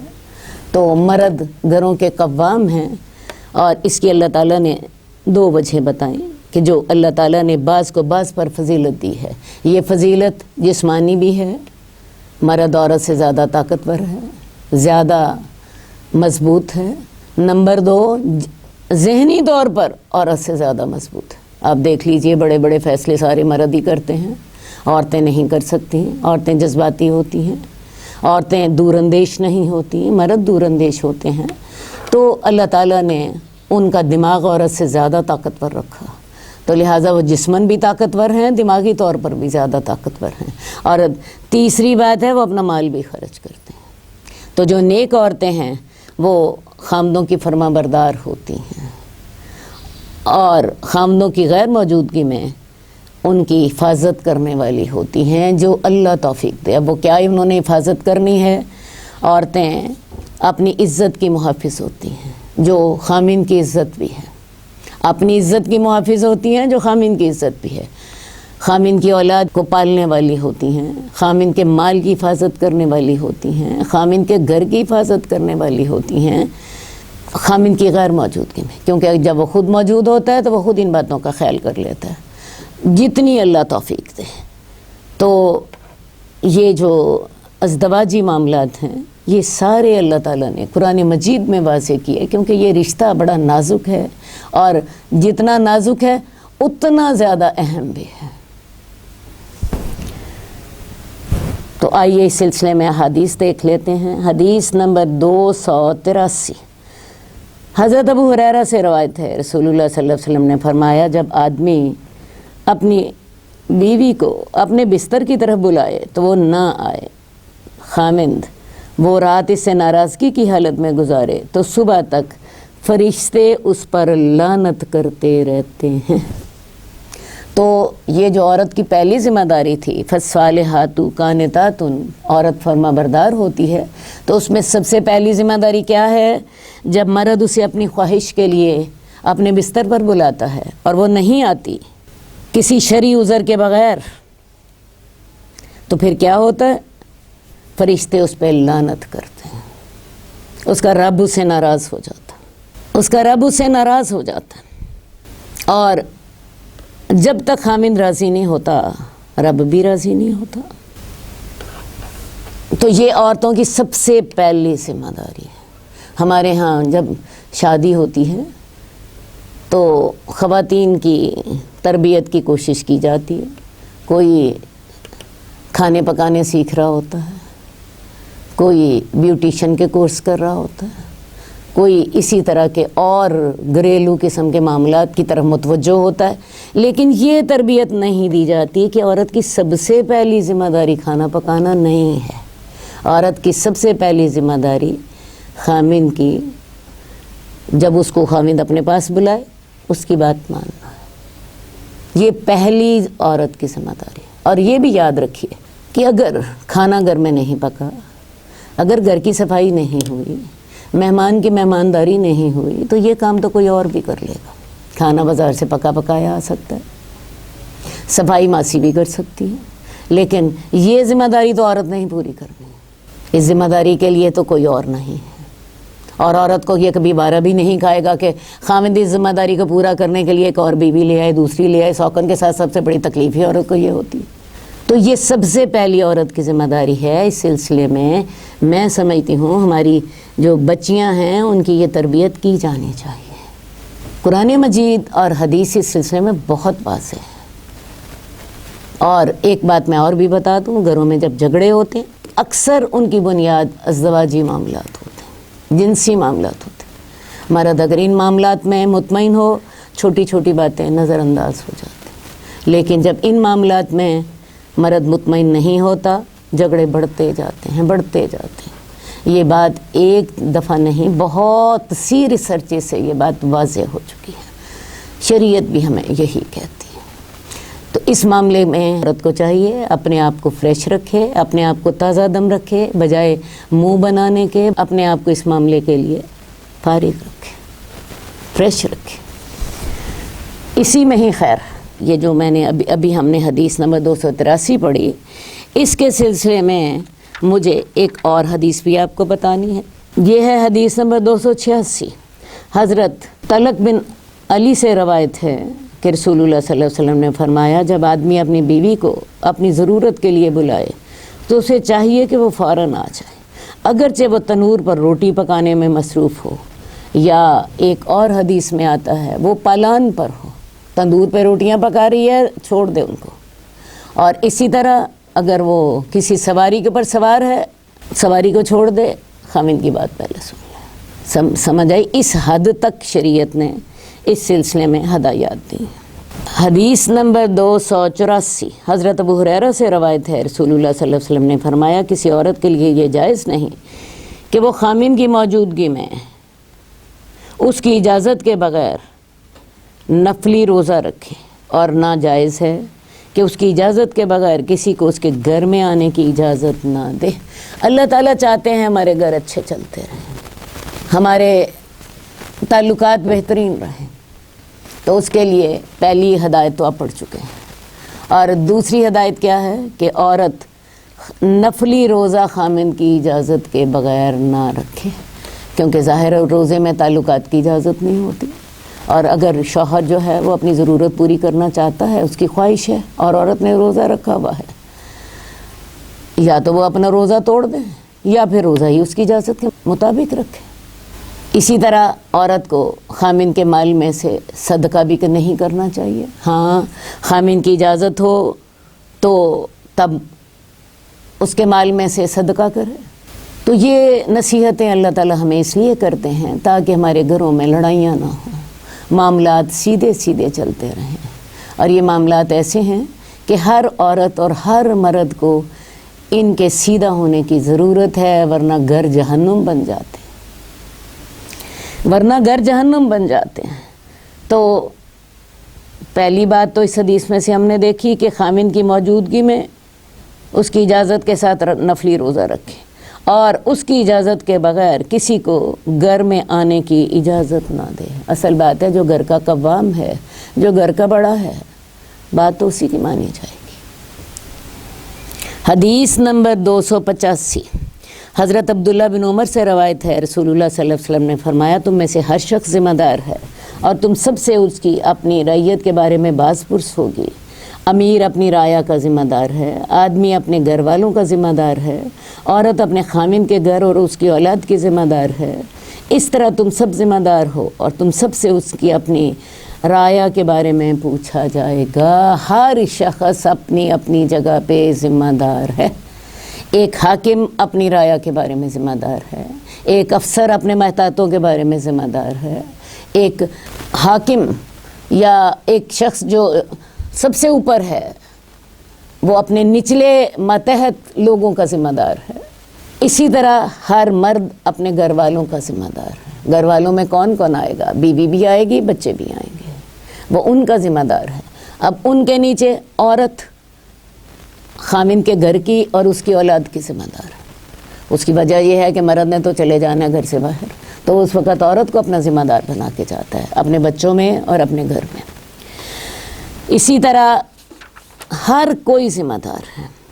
عورت اولاد کی اور شوہر کے گھر کی ذمہ دار ہے، مرد اوور آل ذمہ دار ہے، حاکم اس سے اوپر ذمہ دار ہے، ایک افسر اپنے ماتحتوں کا ذمہ دار ہے۔ جتنا کسی کا عہدہ ہے اتنا وہ شخص اپنے ذمہ دار ہے۔ تو اللہ تعالیٰ نے سب کو کل کو پوچھنا ہے کہ جہاں جہاں میں نے تمہاری ذمہ داری لگائی تھی، جہاں جہاں تم بڑے تھے، تم نے اپنے ماتحت لوگوں کا کتنا خیال رکھا۔ یہاں چونکہ معاملات میاں بیوی کے چل رہے ہیں تو خامند کو اپنی بیوی اور اپنے بچوں کے بارے میں پوچھا جائے گا، اور عورت سے خامند کے گھر اور اولاد کے بارے میں پوچھا جائے گا کہ تم نے اپنی ذمہ داری کتنی ادا کی تھی، کیسے کی تھی، مرد نے اپنی ذمہ داری کیسے ادا کی تھی۔ تو ہم نے اپنے ہر معاملے میں اللہ کو جواب دہ ہونا ہے۔ یہ معاملے صرف دنیا تک نہیں ہیں، ویسے تو ان معاملات میں اگر آپ ٹھیک طرح چلتے ہو تو دنیا میں بھی آپ کو اللہ خیر و برکت عطا فرماتا ہے، اور اگر آپ غلط چلتے ہو تو دنیا میں بھی سزا ملتی ہے۔ لیکن اصل اللہ تعالیٰ نے یہ حساب کتاب کہاں رکھا ہے؟ قیامت کو رکھا ہے۔ ربنا آتنا فی الدنیا حسنۃ وفی الآخرۃ حسنۃ وقنا عذاب النار۔ اللہ ہمیں ہماری دنیا بھی اچھی کرتے ہیں، ہماری آخرت بھی اچھی کرتے ہیں، اور ہمیں اللہ تعالیٰ دوزخ کے عذاب سے بچا لینا۔ تو نہ صرف اس کے لیے کوشش کریں بلکہ اس کے لیے اللہ سے دعا بھی کرتے رہیں۔ حدیث نمبر 288، ام سلمہ سے روایت ہے، رسول اللہ صلی اللہ علیہ وآلہ وسلم نے فرمایا، جس عورت کا انتقال اس حال میں ہوا کہ اس کا خامند اس سے خوش تھا، وہ جنت میں جائے گی۔ یہ بات ہم پہلے بھی کر چکے ہیں، دوبارہ تاکید کے لیے سمجھ لیجئے یہ حدیث آپ کے سامنے آ گئی ہے کہ کوئی عورت ایسی حال میں فوت ہو، شوہر خوش ہو۔ میں دوبارہ حدیث وہی دہراؤں گی، من صلت خمسہا وصامت شہرہا، جو اپنی 5 نمازیں پڑھ لے، رمضان کے روزے رکھ لے، وحافظت فرجہ، اپنی عزت کی حفاظت کر لے اور اپنے خامن کی اطاعت کر لے، جنت کے 8 دروازے اس کے لیے کھلے۔ اب یہ جو اللہ تعالیٰ نے اتنی بڑی خوشخبری دی ہے کہ جنت کے 8 دروازے اس کے لیے کھلے ہیں، عام طور پر لوگ اس سلسلے میں کوشش نہیں کرتے، لوگوں کا خیال ہوتا ہے خود بخود ہی ہو جائے گا، حالانکہ میں سمجھتی ہوں یہ بہت بڑا جہاد، یہ بہت بڑا جہاد ہے۔ خامن کے مطابق چلنا، اس کی اطاعت کرنا، اسے خوش رکھنا، یہ آسان کام نہیں ہے۔ عورت کو بہت دفعہ اپنے نفس پر کنٹرول کرنا پڑتا ہے، عورت کو بہت دفعہ اپنی خواہشات کو دبانا پڑتا ہے، عورت کو بہت دفعہ اپنی خواہش کے اپوزٹ اس کی بات ماننی پڑتی ہے۔ تو یہ چھوٹا سا کام نہیں ہے، اس کے لیے بہت زیادہ محنت کی ضرورت ہے۔ آپ یوں سمجھ لیجئے مردوں کو تو اللہ تعالیٰ نے اور بہت سی اہم ذمہ داریاں دے دیں۔ مثال کے طور پہ مردوں کے لیے تو ایک ہی ذمہ داری بہت بڑی ہے، 5 وقت باجماعت نماز پڑھنا۔ عورتوں کو یہی 5 وقت باجماعت نماز مسجد میں جا کے پڑھنی پڑ جائے نا تو انہیں سمجھ آ جائے۔ پھر مردوں کی ذمہ داری جہاد اور معاشرے کی اصلاح، اتنے بڑے بڑے کام ان کی ذمہ داری ہیں۔ اللہ تعالیٰ نے عورتوں کی یہ ڈائریکٹ ذمہ داری نہیں رکھی ہے۔ عورتوں کی ڈائریکٹ ذمہ داری اپنے گھروں کی اصلاح ہے، اپنے خامن کے ساتھ اچھا چلنا، اپنی اولاد کی اچھی تربیت۔ عورت اگر اس محاذ پر کامیاب ہو جاتی ہے تو جنت کے 8 دروازے اس کے لیے کھلے ہیں۔ تو میں آپ کو دوبارہ کہنا چاہوں گی، یہ چھوٹی سی ذمہ داری نہیں ہے، یہ بہت بڑا جہاد ہے۔ عورت کو اپنی مزاج پہ قابو پانا ہے، عورت کو اپنے نفس پہ قابو پانا ہے، عورت اپنی خیر میں، نیکی کے کاموں میں اپنے شوہر کی اطاعت کرنی ہے اور اپنے گھر کو خوشگوار بنانا ہے۔ تو اللہ تعالیٰ ہم عورتوں کو اس کی اہمیت کو سمجھنے کی توفیق دے، کیونکہ اکثر لوگ اس بات کو، اہمیت کو ہی نہیں سمجھتے۔ عورتوں کا خیال ہوتا ہے ہم اپنے ناز نخرے کرتے رہیں، ہم اپنی خواہشات کا اظہار کرتے رہیں، اور اگر ہماری خواہشات پوری نہ ہوں تو لڑائیاں بھی کرتے رہیں، اور پھر ہوتا کیا ہے، گھر جہنم بنتے چلے جاتے۔ ہم اپنی ذمہ داریاں بھی نہ ادا کریں، ہم ان کو تانے بھی دیتے رہیں، اس کے ساتھ لڑتے بھی رہیں، اس کو برا بھلا بھی کہتے رہیں، اور ساتھ ساتھ ہمیں جنت بھی ملتی رہے۔ تو اپنے گھر کو کامیاب کرنا، اپنے گھر کو پرسکون رکھنا، یہ بہت بڑا جہاد۔ اللہ تعالیٰ ہم عورتوں کو اس کی اہمیت سمجھنے کی توفیق دے اور پھر اس کے مطابق عمل کرنے کی بھی توفیق دے۔ حضرت معاذ بن جبل سے روایت ہے کہ رسول اللہ صلی اللہ علیہ وسلم نے فرمایا، جو عورت دنیا میں اپنے خامن کو تکلیف دیتی ہے تو اس کی جنت میں بننے والی بیوی جو حور عین میں سے ہوگی، وہ کہتی ہے اللہ تجھے ہلاک کرے، تو اسے تکلیف مت دے، کیونکہ یہ تیرے پاس چند روزہ مہمان ہے، ان قریب وہ تیرے سے جدا ہو کر ہمارے پاس آنے والا ہے، یعنی فوت ہو جائے گا تو پھر جنت میں جائے گا۔ تو اللہ تعالیٰ نے نیک آدمیوں کے لیے جنت میں حوریں رکھی ہیں، تو وہ حور اس عورت کو یہ کہتی ہے کہ یہ تیرے پاس چند روزہ مہمان ہے، تو اسے تنگ کرتی ہے، یہ ہمارے پاس آئے گا، ہم اسے خوش رکھیں۔ اب عورت کیسے تنگ کرتی ہے؟ بعض اوقات عورت بد زبانی سے شوہر کو تکلیف دیتی ہے، بعض اوقات اپنی بد اخلاقی سے، اس کی آمدنی سے بڑھ کر ناجائز مطالبات کی صورت میں اسے تنگ کرتی ہے، جیسا کہ عام طور پر خواتین ان تمام طریقوں سے ہی مردوں کو تنگ کر رہی ہوتی ہیں، ان کی ناشکری سے، ان کے ساتھ بد زبانی سے، ان کے ساتھ بد اخلاقی سے، آمدنی سے بڑھ کر ناجائز مطالبات۔ اللہ تعالیٰ جو ہیں وہ ہم عورتوں کو ہدایت دے، ہم اپنے گھروں کو سیدھے طریقے سے چلا سکیں۔ حدیث نمبر 290 حضرت اسامہ بن زید سے روایت ہے، رسول اللہ صلی اللہ علیہ وسلم نے فرمایا، میں نے اپنے بعد مردوں کے حق میں عورتوں سے زیادہ خطرناک فتنہ کوئی اور نہیں چھوڑا۔ اب دیکھیں جی، عورت کی بہت بڑی آزمائش اپنے شوہر کے ساتھ ہو رہی ہوتی ہے، شوہر کے ساتھ مزاج نہیں ملتا، شوہر کے ساتھ آئیڈیاز نہیں ملتے، یا بعض اوقات 4 باتیں مل جاتی ہیں تو 2 باتیں خلاف ہوتی ہیں، یا بعض اوقات 2 باتیں ملتی ہیں تو 4 باتیں خلاف ہوتی ہیں، یہ تو عورتوں کے لیے آزمائش ہے، لیکن مردوں کی آزمائش کیا ہے؟ مردوں کے لیے عورتیں سب سے بڑا فتنہ ہیں۔ کیسے؟ یہ میں آپ کو بھی سمجھاتی ہوں۔ قرآن مجید میں دیکھیں اللہ تعالیٰ کیا فرماتے ہیں، زُجِّنَ لِلنَّاسِ حُبُّ الشَّهَوَاتِ مِنَ النِّسَاءِ وَالْبَنِينَ وَالْقَنَاطِيرِ الْمُقَنطَرَةِ، یہ جو دنیا میں جو پسندیدہ چیزیں ہیں، ان میں سے مردوں کے لیے سب سے زیادہ پسندیدہ چیز کون سی چیز ہے؟ زُجِّنَ لِلنَّاسِ حُبُّ الشَّهَوَاتِ مِنَ النِّسَاءِ وَالْبَنِينَ، مردوں کو دنیا میں سب سے زیادہ پسند عورتیں ہوتی ہیں۔ اولاد کی باری بعد میں آتی عورتیں، پھر بیٹے، پھر بالقناطیر المقنطرہ، سونے چاندی کے خزانے۔ تو اللہ تعالیٰ نے انسان کی فطرت بنائی ہے، تو اللہ ہی ہمیں بتا رہے ہیں کہ دنیا میں مرد کی سب سے جو آزمائش بڑی ہوتی ہے وہ کس کے ساتھ ہوتی ہے؟ انہیں سب سے زیادہ کون سی چیز زیادہ پسند ہے؟ عورت، اور اسی عورت کے پیچھے ہی وہ خرابیاں کرتے ہیں۔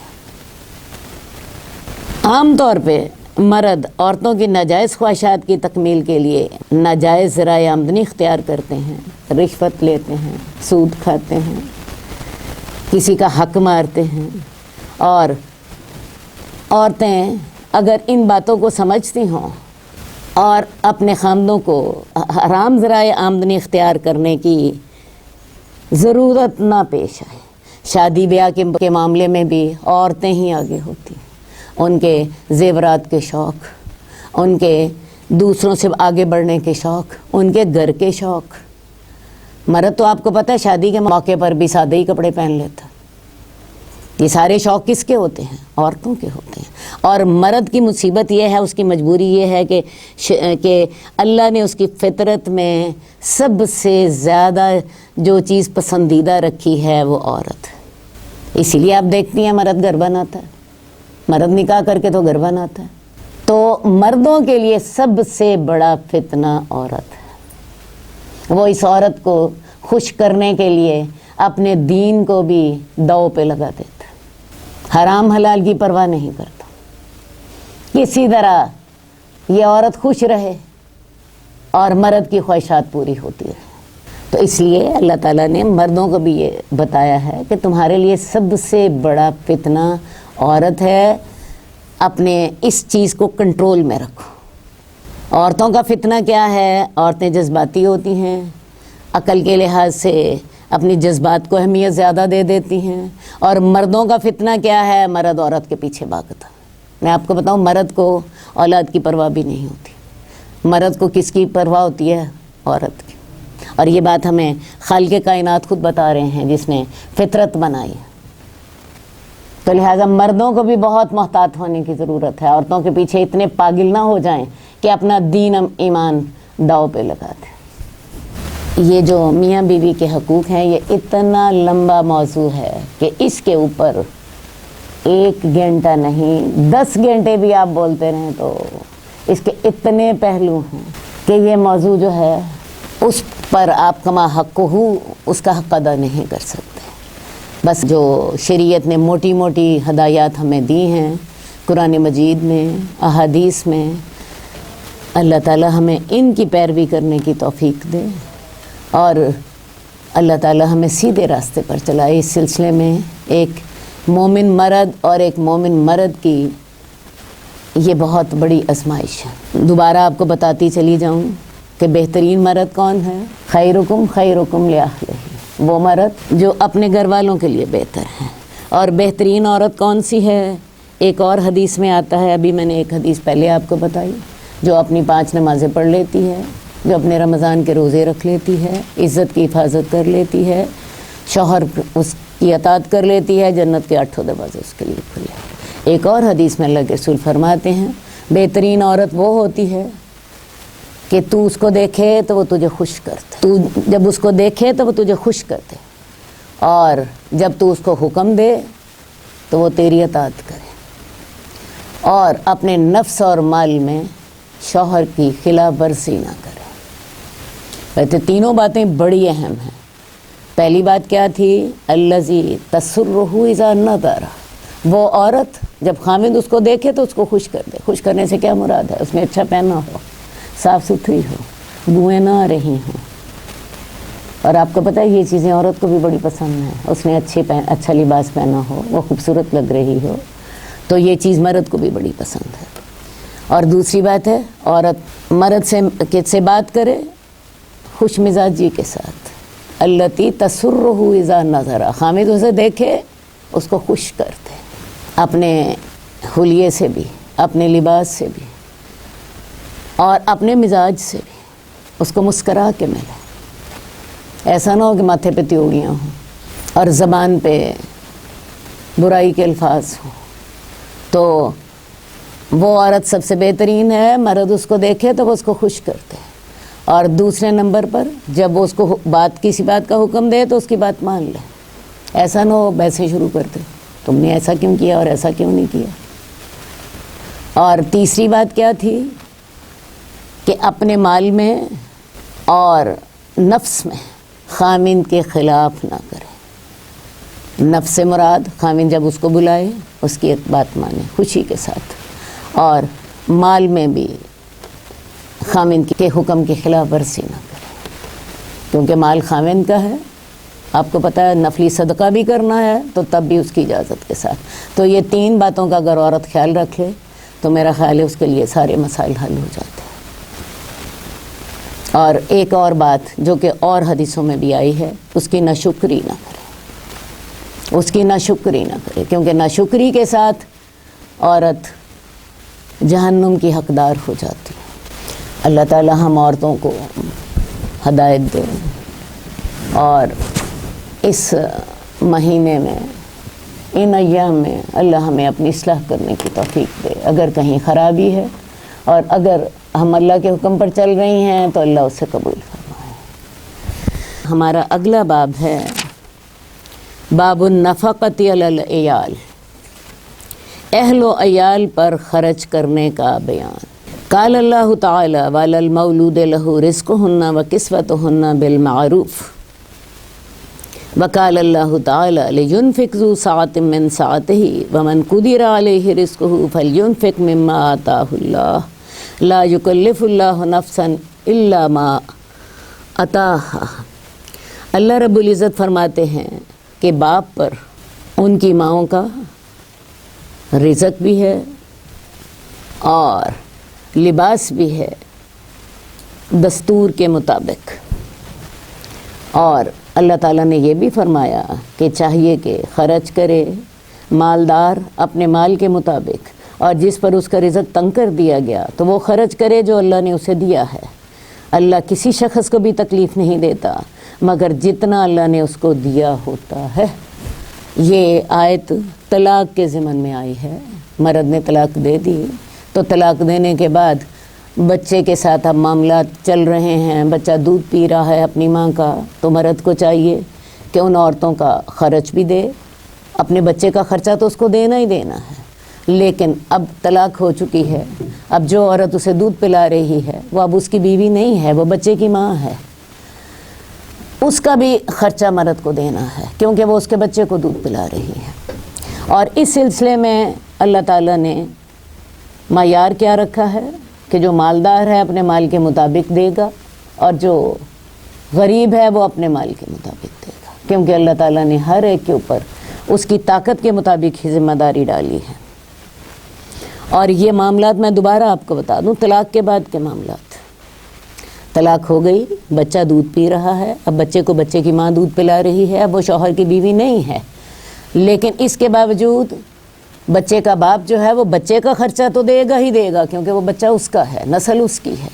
اور وہ بچے کی ماں کا جو دودھ پلانے کا خرچہ ہے وہ بھی دستور کے مطابق دے گا، کیونکہ وہ اس کے بچے کو دودھ پلا رہی ہے. اصل بات یہ ہے کہ جب شادی ہوتی ہے تو شادی میں میاں بیوی کے مفادات اکٹھے ہوتے ہیں. اب طلاق ہو چکی ہے اور طلاق کے بعد عورت اپنے شوہر کے بچے کو دودھ پلا رہی ہے. وہ ٹھیک ہے وہ بچہ اس کے پیٹ سے پیدا ہوا ہے، لیکن آپ دیکھیں قانوناً وہ مرد کی نسل ہے، تو لہٰذا مرد اپنے بچے کا خرچہ تو اٹھائے گا ہی اٹھائے گا، بچے کی ماں کا جو دودھ پلانے کے اخراجات ہیں وہ بھی ادا کرے گا اپنی حیثیت اور اپنی طاقت کے مطابق.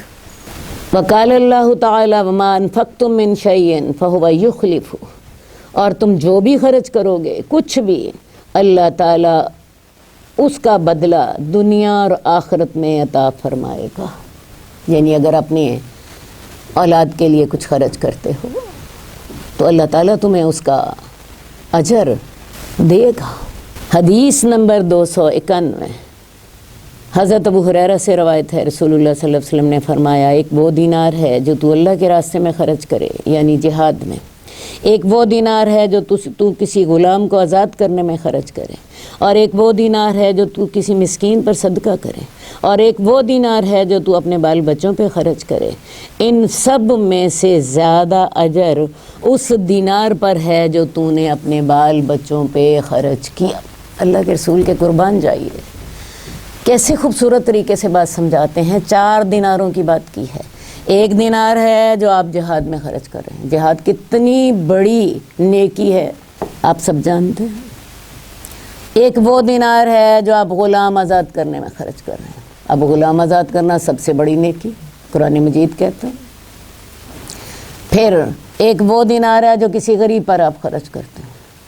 میرا خیال ہے ہر ایک کی فطرت گواہی دے گی کہ یہ بھی بہت بڑی نیکی ہے۔ کسی بھوکے کو کھانا کھلا دیا، کسی غریب کی ضرورت پوری کر دی، کسی کو لباس پہنا دیا، کسی کی کوئی علاج کرا دیا، آپ نے کسی مسکین پر خرچ کیا 1 دینار۔ اور 1 دینار چوتھا وہ ہے جو آپ نے اپنے گھر والوں پہ خرچ کیا۔ ان 4 دیناروں میں سے کس کا اجر زیادہ ہوگا؟ اس دینار کا جو آپ نے اپنے گھر والوں پہ خرچ کیا۔ کیسے؟ دیکھیں، یہ فرض تھا، وہ پہلی تینوں نیکیاں نفل تھی۔ یہ فرض تھا، آپ جس کے والد ہیں، آپ جس کے شوہر ہیں، آپ کے اوپر ذمہ داری عائد اللہ نے کی ہے کہ آپ اپنی بیوی کا خرچہ اٹھائیں، آپ اپنے اولاد کا خرچہ اٹھائیں، اور فرض کا ثواب آپ کو پتہ ہے نفل سے کہیں زیادہ ہوتا ہے۔ ہو سکتا ہے اس غلام کو کوئی اور بھی آزاد کرا دے، کیا خیال ہے؟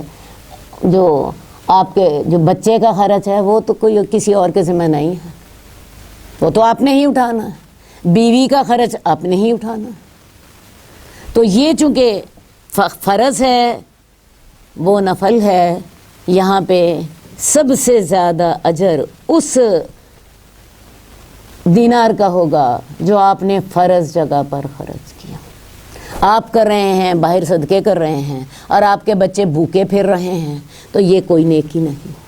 تو لہٰذا اللہ تعالیٰ نے ترغیب دلائی ان لوگوں کو کہ جو بعض اوقات اتنا کوئی شخص بخیل ہوتا ہے کہ اپنی اولاد پر بھی خرچ کرنا اسے مشکل لگتا ہے، اسے ترغیب یہ دلائی کہ ان 4 دیناروں میں سے سب سے زیادہ اجر اس دینار کا ہے جو انسان اپنی اولاد پر خرچ کرتا ہے، اپنے گھر والوں پر خرچ کرتا ہے، اپنے بیوی بچوں پر خرچ کرتا ہے۔ حدیث نمبر 293 عن ام سلمہ، اور حضرت ام سلمہ بیان فرماتی ہیں، میں نے رسول اللہ صلی اللہ علیہ وسلم سے پوچھا کہ اگر میں ابو سلمہ کی اولاد پر خرچ کروں تو اس میں میرے لیے کوئی اجر ہے؟ میں ان کو اس طرح تو نہیں چھوڑ سکتی کہ وہ تلاش رزق میں ادھر ادھر پھرتے رہیں، آخر وہ میری اولاد ہیں۔ آپ نے جواب دیا، ہاں، تو جو ان پر خرچ کرے گی اس میں تیرے لیے اجر ہوگا۔ حضرت ام سلمہ رسول اللہ صلی اللہ علیہ وسلم کی زوجہ محترمہ ہیں، ان کے شوہر شہید ہو گئے تو رسول اللہ صلی اللہ علیہ وسلم سے نکاح کر لیا۔ ان کے 4 بچے تھے، اور وہ پھر رسول اللہ صلی اللہ علیہ وسلم کے گھر میں آ گئے، اور آپ کے گھر میں ہی انہوں نے پرورش پائی۔ تو یہ اللہ کے رسول سے سوال کر رہی ہیں کہ اگر میں ابو سلمہ کی اولاد پر خرچ کروں تو اس میں میرے لیے کوئی اجر ہے؟ میں ان کو اس طرح تو نہیں چھوڑ سکتی کہ وہ تلاشی رزق میں ادھر ادھر پھرتے رہیں، آخر وہ میری اپنی اولاد ہے۔ یعنی ماں ایک سوال کر رہی ہے کہ یا رسول اللہ، میرے پہلے شوہر کے 4 بچے ہیں، میں نے آپ کو بتایا یہ 4 بچے لے کے اللہ کے رسول صلی اللہ علیہ وسلم کے گھر میں آئی ہیں، اور وہاں پہ اللہ کے رسول کی کفالت میں یہ لوگ پل رہے ہیں۔ تو یہ کہنے لگیں کہ یا رسول اللہ، اگر میں اپنے ان 4 بچوں پر جو کہ یتیم ہیں، ان کے پہلے شوہر کی اولاد تھے، تو یا رسول اللہ کیا میں اگر ان پر کوئی مال اپنا خرچ کروں تو میرے لیے اجر ہے؟ آپ لوگوں کو یہ بات عجیب لگے گی، کیونکہ ہمارے معاشرے میں تو عورت اپنے بچوں کو سنبھال رہی ہوتی ہے، حالانکہ عورت پر اللہ تعالیٰ نے اپنے بچوں کا خرچہ فرض نہیں کیا۔ بچوں کا خرچہ کس پر ہے؟ مرد پر ہے یا پھر مرد کے رشتہ داروں پر، جس کو آپ دادکے کہہ سکتی ہیں، ان پر ہے۔ ہمارے معاشرے میں یہ چونکہ قدریں اب باقی نہیں رہیں تو آپ کو یہ بات عجیب لگ رہی ہوگی کہ ایک ماں اللہ کے رسول سے یہ سوال کر رہی ہے کہ یا رسول اللہ کہ میں اپنی اولاد پر خرچ کروں تو کیا مجھے اس کا اجر ملے گا؟ یہاں پہ تو بیچاری ہماری ماسیاں اور ہماری گھروں میں کام کرنے والی ساری اپنے بچوں پہ خرچ کر رہی ہوتی، اور کس وہ بے بسی اور بے کسی کی حالت میں خرچ کر رہی ہوتی ہیں، خود بھوکا رہ کے انہیں کھلا رہی ہوتی ہیں۔ تو یہ بہت بڑی نیکی ہے، اور یہی سوال حضرت ام سلمہ رسول اللہ صلی اللہ علیہ وسلم سے کر رہی ہیں کہ یا رسول اللہ میری اولاد ہے، تو اگر میں اپنا مال ان پر خرچ کروں تو کیا مجھے کوئی اجر ملے گا؟ تو آپ نے فرمایا ہاں، تو جو کچھ خرچ کرے گی اس میں تیرے لیے اجر ہے، بلکہ دوہرا اجر ہوگا۔ کیسے دوہرا اجر ہے؟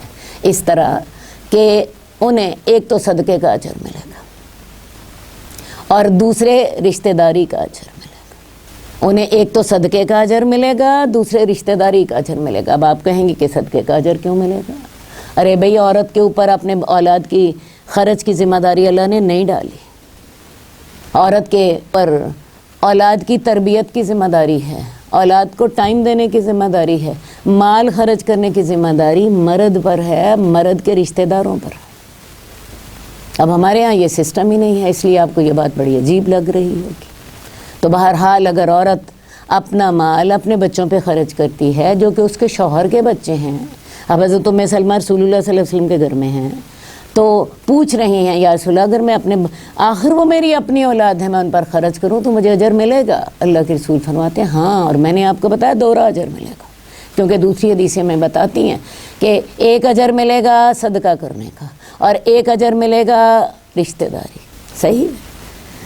حدیث نمبر 295 حضرت ابو مسعود بدری سے روایت ہے کہ رسول اللہ صلی اللہ علیہ وسلم نے فرمایا جب انسان اپنے اہل و عیال پر ثواب کی نیت سے خرچ کرتا ہے تو اس کے لیے صدقہ شمار ہوتا ہے۔ اب ایک اور بات سن لیں، پیچھے تو ہم نے پڑھا پچھلے والی حدیث میں کہ عورت اگر اپنے شوہر کے بچوں پر جن کی ذمہ داری تھی دادکوں پر تھی تو ان پر اپنا مال خرچ کرتی ہے تو اسے دوہرا اجر ملتا ہے، ایک صدقے کا دوسرے رشتہ داری کا۔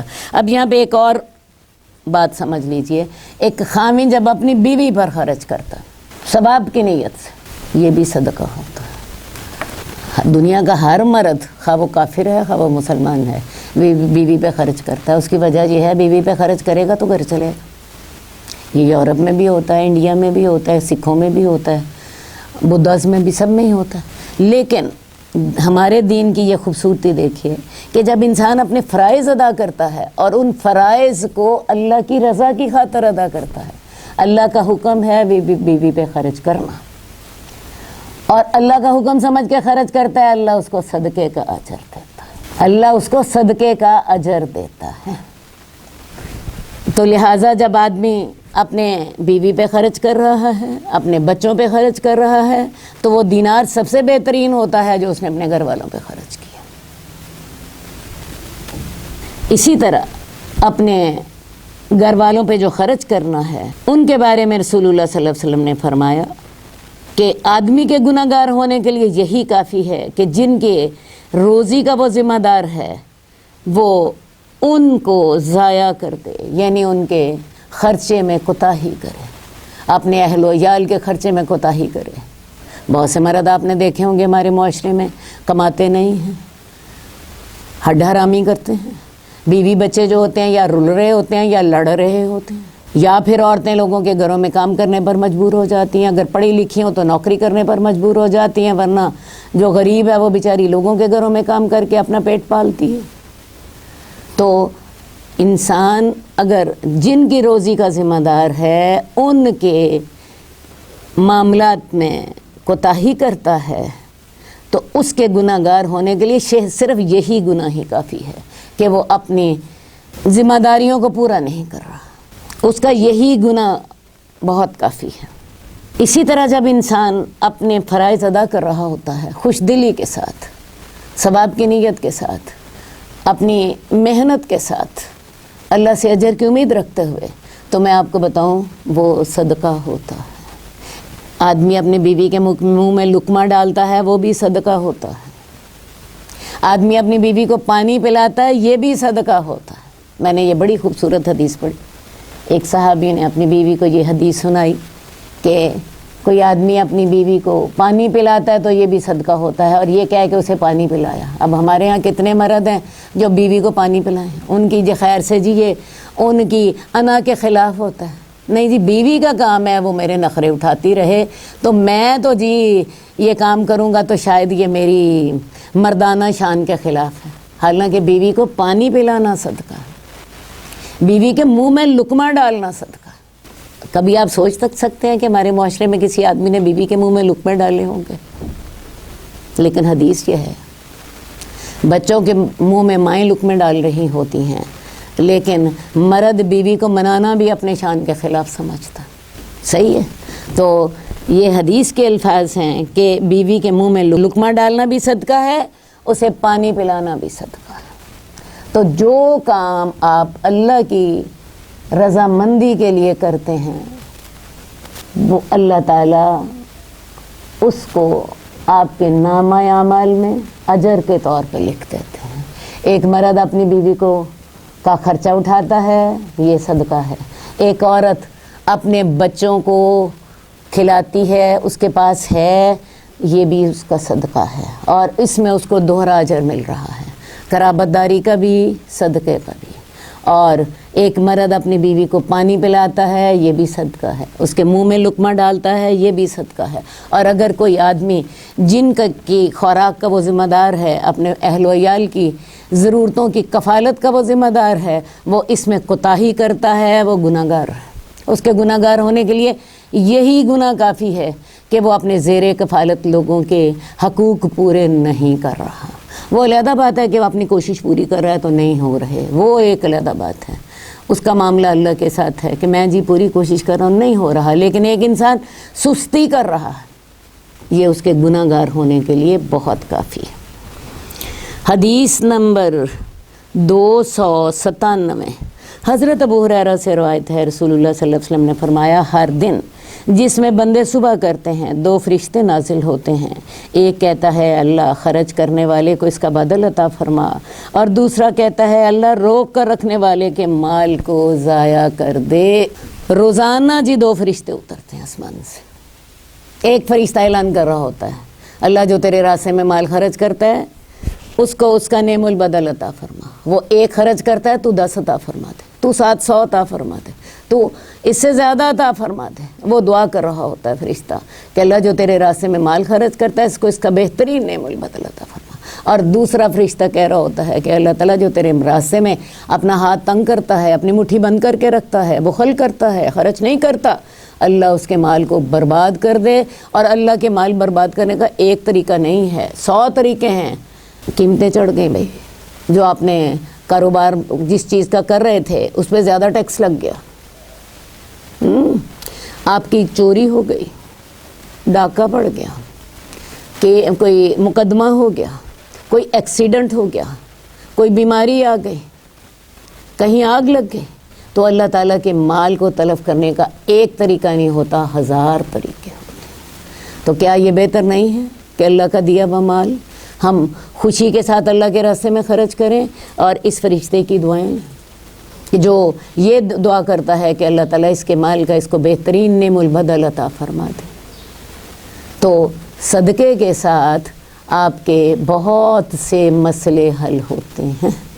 سب سے پہلا جو مسئلہ حل ہوتا ہے، صدقہ جب آپ کرتے ہیں اللہ رب العزت کا غصہ ٹھنڈا ہوتا ہے، اللہ رب العزت کا غصہ ٹھنڈا ہوتا ہے۔ صدقے کے ساتھ قیامت والے دن آپ کو عرش الہی کا سایہ ملتا ہے۔ صدقہ کرنے والے لوگ قیامت کے دن اپنے صدقے کے سائے میں ہوں گے۔ اور تیسری بات، صدقہ کرنے کے ساتھ آپ کو لوگوں کے اندر مقبولیت ملتی ہے، لوگ آپ کی عزت کرتے ہیں، لوگ آپ کے لیے دعائیں کرتے ہیں، دلوں سے محبت کرتے ہیں، ان کی دعائیں جو ہوتی ہیں وہ آپ کی زندگی میں برکتیں لاتی ہیں۔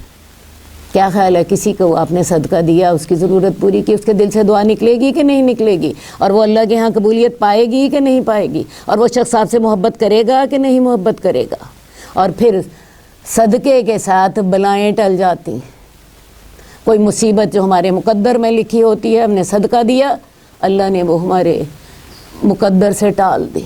پھر صدقے کے ساتھ آپ کے مال میں اضافہ ہوتا ہے، صدقے کے ساتھ آپ کے مال میں اضافہ ہوتا ہے۔ کتنا اضافہ ہوتا ہے؟ بعض اوقات 700 گنا، اور واللہ یضاعف لمن یشاء، اللہ چاہے تو اسے بھی زیادہ بڑھا دیں۔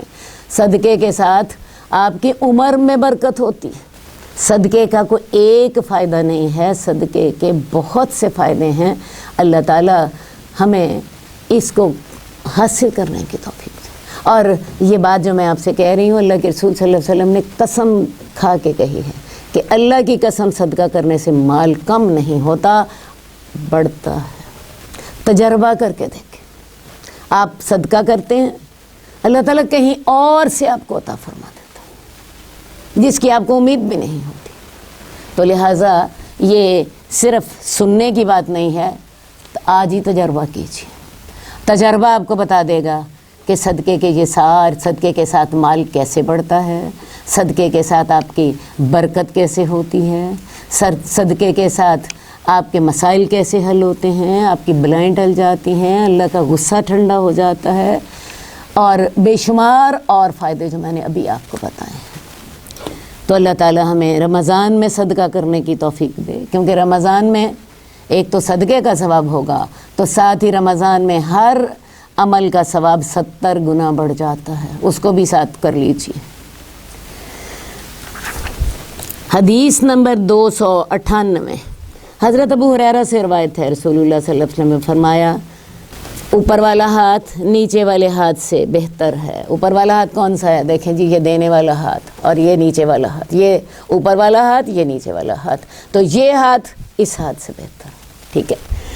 اور خرچ کرنے کی ابتدا ان لوگوں سے کرو جن کی دیکھ بھال کا تو ذمہ دار ہے، یعنی آپ کو اللہ نے مال دیا ہے، تو یہ مال کی خرچ کرنے کی ابتدا کہاں سے کرنی ہے؟ جو تجھ پر فرض ہے، اپنے گھر والوں پہ پہلے خرچ کر۔ یہ چیز ہم پیچھے بھی پڑھ کر آ چکے ہیں۔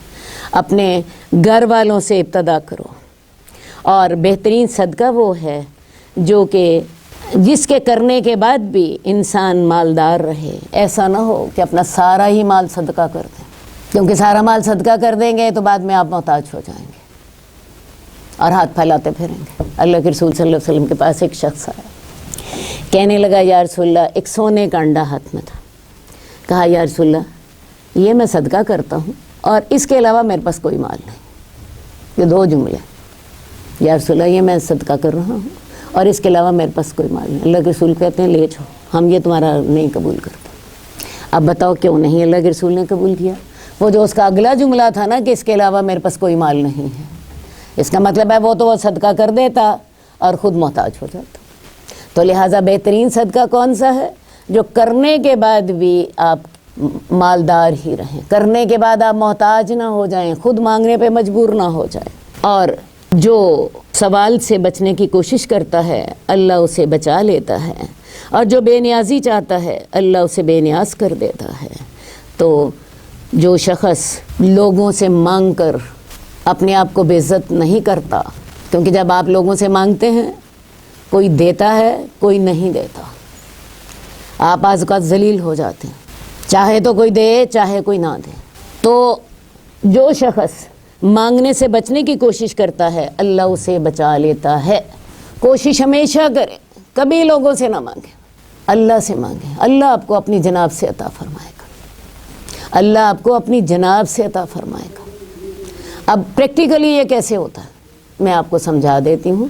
جب آپ کسی کے آگے ہاتھ پھیلا دیتے ہیں تو آپ سمجھ لیتے ہیں کل کو بھی میں یہی کام کر لوں گا، لیکن جب آپ کسی کے آگے ہاتھ نہیں پھیلاتے، آپ سوچتے ہیں میں اپنے مسائل خود حل کروں گا، پھر کرتے کیا ہیں؟ آپ سوچتے ہیں مجھے کون سا ذریعہ اختیار کرنا چاہیے، فلاں کام میں کر لیتی ہوں، فلاں میں جگہ جاب کر لیتی ہوں، یا فلاں میں چھوٹا موٹا کاروبار کر لیتی ہوں۔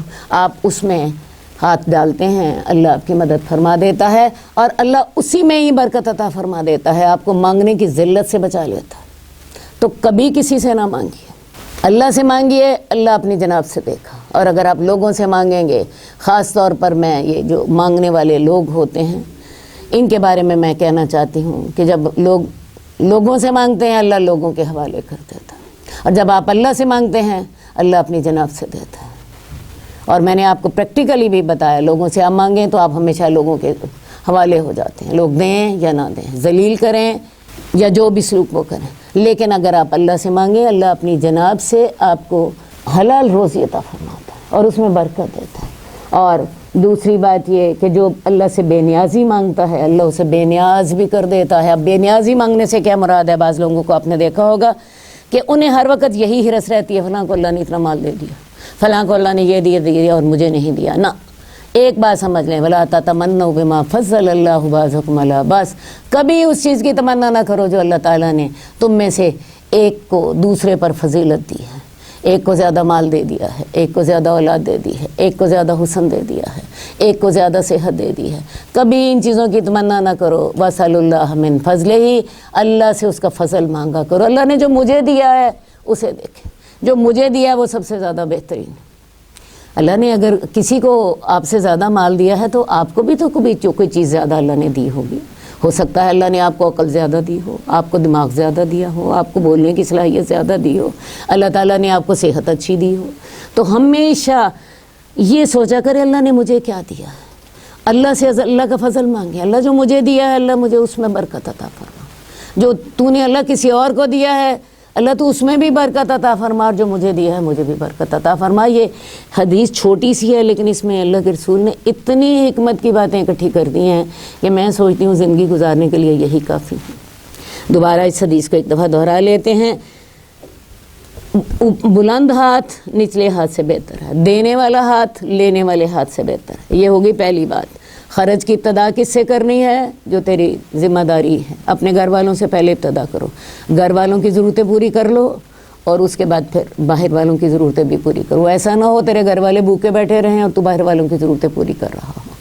ابتدا وہاں سے کرنی ہے۔ لیکن اس میں بھی میں ایک بات آپ سے ضرور کہنا چاہوں گی، آج کل ہم لوگوں نے اپنے سٹینڈرڈ اتنے اونچے کر لیے ہیں کہ دوسروں کے لیے ٹائم ہی نہیں، دوسروں کے لیے مال ہی نہیں بچتا، نہ مال بچتا ہے، نہ وقت بچتا ہے، نہ صلاحیتیں بچتی ہیں۔ تو شیطان کے اس دھوکے میں نہ آئیے۔ ضرورتیں پہلے آپ نے گھر والوں کی پوری کرنی ہے لیکن ان ضرورتوں کو آسمان تک نہ لے جائیے، اپنا سٹینڈرڈ اتنا اونچا نہ کر لیجئے کہ کسی اور کے لیے آپ کے پاس بچے ہی نہ۔ اور اگلی بات رسول اللہ صلی اللہ علیہ وسلم نے بتائی ہے کہ صدقہ کرنے کے بعد بھی آپ کی جو ہے مالداری باقی رہنی چاہیے، صدقہ کرنے کے بعد آپ کو محتاج نہیں ہونا چاہیے، اتنا صدقہ نہ کریں کہ بعد میں آپ ہاتھ پھیلانے پر مجبور ہو جائیں۔ اور چوتھی بات یہ بتائی ہے کہ جو اللہ سے مانگتا ہے اللہ اپنی جناب سے دیتا ہے، اور جو لوگوں سے مانگتا ہے اللہ اسے لوگوں کے حوالے کر دیتا ہے۔ اور پانچویں بات یہ بتائی ہے کہ جو اللہ سے غنا مانگتا ہے، اللہ سے بے نیازی مانگتا ہے، اللہ مجھے باقی ساری دنیا سے بے نیاز کر دے، اللہ بس جو تو نے مجھے دیا ہے مجھے اس میں برکت عطا فرما دے، مجھے کسی کے مال کی پرواہ نہیں ہے، اس کے پاس کروڑوں ہیں، مجھے اپنی جو تو نے تھوڑا دیا ہے اللہ تعالیٰ میری اسی میں برکت فرما دے۔ تو جو اللہ سے بے نیازی مانگتا ہے اللہ اس کو بے نیاز کر دیتا ہے۔ اور ایک بات میں آپ کو اور بھی بتاتی چلوں، وہ بھی حدیث میں آتی ہے کہ الغنا غنى النفس، مالداری ہمیشہ دل کی مالداری ہوتی ہے، مالداری پیسے سے نہیں ہوتی۔ آپ نے بہت سے مالداروں کو دیکھا ہوگا ایک پیسہ نکالنے کو تیار نہیں ہوتے، اور بہت سے غریبوں کو دیکھا ہوگا دوسروں کے اوپر بھی مال خرچ کرتے ہیں، رشتہ داروں پر بھی خرچ کرتے ہیں، اللہ کے راہ میں بھی خرچ کرتے ہیں۔ تو یہ توفیقیں ساری اللہ کی دی ہوئی ہوتی ہیں۔